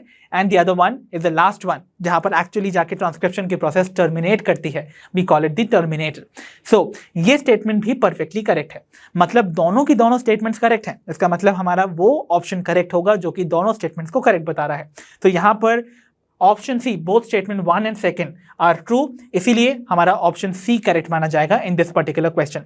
आई होप दैट इज क्लियर। चलिए बच्चों बढ़ते हैं towards problem number 24। The question says given below are two statement. Again बच्चों ये भी स्टेटमेंट बेस्ड क्वेश्चन ही है। तो देखो यहाँ पर भी दो स्टेटमेंट दे रखी हैं। स्टेटमेंट 1 कह रही है RNA being unstable mutate at a faster rate. तो याद है बच्चों, हमने डीएनए और आरएनए के बीच में as a genetic material comparison किया था और हमने देखा था कि डेफिनेटली आरएनए जो है वो अनस्टेबल होता है और इसीलिए उसमें म्यूटेशन बहुत फास्ट होते हैं, राइट? तो इसका मतलब ये स्टेटमेंट परफेक्टली करेक्ट है। तो जितने भी वायरसेस जिनमें कि आरएनए जीनोम होता था ना, वो बहुत जल्दी जल्दी म्यूटेट करते थे। जैसा कि हमने कोविड के टाइम में भी कोरोना वायरस को देखा था कि वो कितनी स्पीड से यानी कि म्यूटेट कर रहा था और अपने डिफरेंट वेरिएंट्स को ला रहा था। तो इसीलिए बिकॉज आरएनए उनका जीनोमिक मटेरियल था, जेनेटिक मटेरियल था, वो अनस्टेबल है और इसीलिए वो म्यूटेट फास्ट करता है, वाइल डीएनए में ऐसा नहीं होता है। क्लियर? और स्टेटमेंट सेकंड की अगर हम बात करें तो देखो यहां बोला जा रहा है RNA can directly code for synthesis of proteins, hence can easily express the characters. Perfectly correct. RNA जो है उसी से तो प्रोटीन बनता है, एमआरएनए से ही प्रोटीन बनता है बच्चों। तो इसका मतलब वो डायरेक्टली एक्सप्रेस करके प्रोटीन बना सकते हैं, इसीलिए वो एक्सप्रेशन ऑफ कैरेक्टर्स में सबसे ज्यादा बेस्ट माने जाते हैं। इसीलिए ट्रांसमिशन ऑफ जेनेटिक इंफॉर्मेशन में आरएनए ज्यादा बेटर जेनेटिक मटेरियल कंसीडर किया जाता है। मतलब दोनों ही स्टेटमेंट्स यहाँ पर अपनी अपनी जगह पर करेक्ट हैं। इसका मतलब हमें वो ऑप्शन सेलेक्ट करना है जहां पर दोनों स्टेटमेंट को करेक्ट बताया जा रहा है, and that is again option C in this case, which is both statement 1 and 2 are true. So I hope you got this question very well. तो बच्चों अब हम फाइनली पहुंच गए अपने आज के सेशन की लास्ट प्रॉब्लम की ओर, which is problem number 25. And the question says with reference to Hershey and Chase experiments, select the correct statements. तो Hershey and Chase के एक्सपेरिमेंट के अकॉर्डिंग आपको यहाँ पर ना कुछ स्टेटमेंट दे रखी हैं and you have to select those statements which are correct. Okay चलिए एक एक करके सारी स्टेटमेंट रीड करते हैं। Statement A says viruses grown in the presence of radio active phosphorus contain radio active DNA. क्या ये स्टेटमेंट करेक्ट है? यस, डेफिनेटली करेक्ट है, because I have told you proteins और जो डीएनए था या जेनेटिक मटेरियल था इन केस ऑफ वायरसेस, बैक्टीरियोफाजेस की बात की जा रही है। अगर हम मार्था चेज और अल्फ्रेड हर्शी के एक्सपेरिमेंट की बात करें तो प्रोटीन्स को डीएनए से सेपरेट करने के लिए जिस एलिमेंट को स्टडी किया गया था वो थे phosphorus and sulphur. Phosphorus exclusively DNA का पार्ट है और सल्फर एक्सक्लूसिवली प्रोटीन का पार्ट है। तो डेफिनेटली अगर हम कुछ वायरसेस को radio active phosphorus containing medium में ग्रो करवाएंगे तो डेफिनेटली उनका डीएनए में जाके वो फॉस्फोरस इनकॉर्पोरेट हो जाएगा और इसीलिए रेडियो एक्टिव डीएनए फॉर्म होगा। तो DNA would be radio labelled. इसका मतलब ये स्टेटमेंट करेक्ट है। Clear? Second statement says viruses grown on radio active sulphur contain radio active proteins. ये भी करेक्ट है। जो प्रोटीन्स थे उनमें एक्सक्लूसिवली सल्फर प्रेजेंट था, इसीलिए अगर हम वायरसेस को ग्रो करते हैं इन द कल्चर मीडियम जिसमें रेडियो एक्टिव सल्फर है तो इसका मतलब उनके protein codes would be yes sulphur containing which are going to be radio active. इसका मतलब ये स्टेटमेंट भी करेक्ट है। तो रेडियो एक्टिव प्रोटीन्स डेवलप होंगे, radio active protein codes develop होंगे इन सच वायरसेस। तो ये भी स्टेटमेंट करेक्ट है। आइए देखते हैं सी स्टेटमेंट को। It says viruses grown on radio active phosphorus contain radio active protein. No, this is wrong. Phosphorus is not a part of the protein. इसीलिए ऐसे वायरसेस जो कि रेडियो एक्टिव फॉस्फोरस में या कंटेनिंग मीडियम में grow कर रहे हैं, उनका इनकॉर्पोरेशन नहीं होगा into the protein. Similarly next जो स्टेटमेंट है that says viruses grown on radio active sulphur contain radio active DNA, ये भी रॉन्ग है क्योंकि डीएनए में सल्फर होता ही नहीं है, इसीलिए इसमें रेडियो एक्टिविटी एंटर ही नहीं कर पाएगी। क्लियर। बाद में जो हमारा लास्ट स्टेटमेंट बचा है that is statement E says viruses grown on radio active protein contain radio active DNA. तो क्या वायरसेस जिनको कि रेडियो एक्टिव प्रोटीन्स पे ग्रो किया गया था, क्या उनके अंदर रेडियो एक्टिव डीएनए था? ऐसा था ही नहीं बच्चों। एक्चुअली में रेडियो एक्टिव प्रोटीन पे ग्रो नहीं किए गए थे वायरसेस को, रेडियो एक्टिव मीडियम में ग्रो किए गए थे। उनमें आर्टिफिशियली इंट्रोड्यूस किया गया था radio active phosphorus and sulphur को। इसका मतलब ये वाला जो स्टेटमेंट है ये टोटली रॉन्ग है with reference to the experiment conducted by Hershey and Chase. मतलब सिर्फ दो ही स्टेटमेंट करेक्ट हैं, स्टेटमेंट ए एंड बी। इसीलिए जिस पर्टिकुलर ऑप्शन में ए एंड बी को करेक्ट बताया जा रहा है, it is going to be only option B. Hence option B over here would be the correct answer. तो बच्चों इसी के साथ फिनिश होते हैं the PYQ sessions on the chapter molecular basis of inheritance. I hope इस chapter के सारे PYQs आपको अच्छे से समझ आए होंगे। अब हम मिलेंगे अपनी नेक्स्ट वीडियो में। अंटिल देन आप अपना ध्यान रखिए, पढ़ते रहिए और जैसा कि आप सभी जानते हो लर्नो हब फ्री है पर बेस्ट है।